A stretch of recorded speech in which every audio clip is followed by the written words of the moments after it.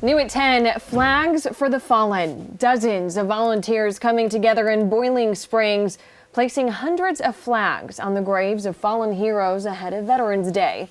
It was one of the biggest turnouts yet, with volunteers from the American Legion, the Boiling Springs JROTC, and Boy Scouts, all stepping up to place more than 700 flags.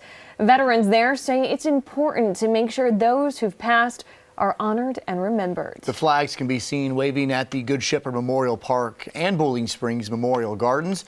And that's where Fox Carolina's Kayla Convoy is live tonight with more to explain how this all happened.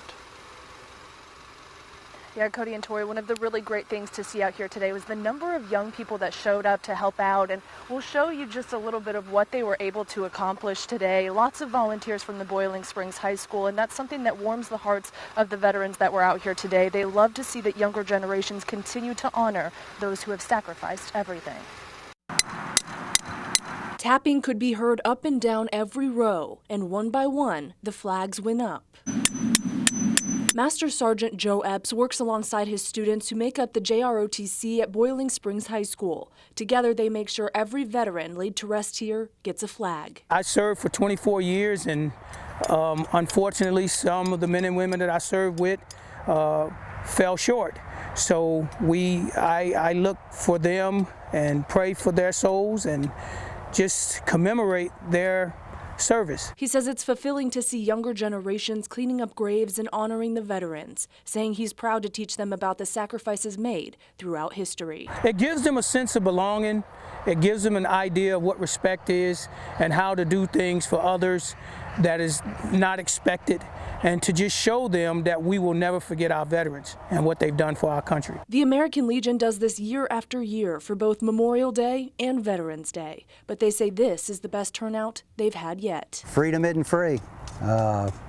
We say that to a lot of people, and a lot of us guys here are Vietnam vets. We have some World War II vets. All our World War I guys are gone now.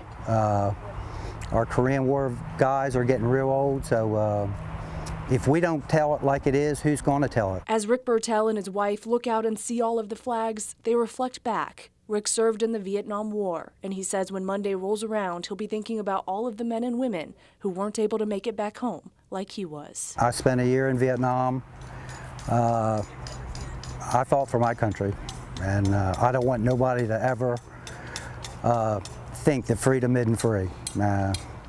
We can't let people think that, so that's basically all I want.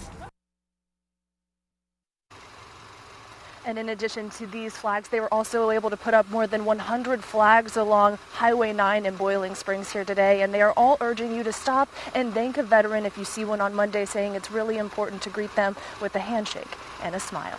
Reporting live in Boiling Springs, Kayla Convoy, Fox Carolina, the 10 o'clock news.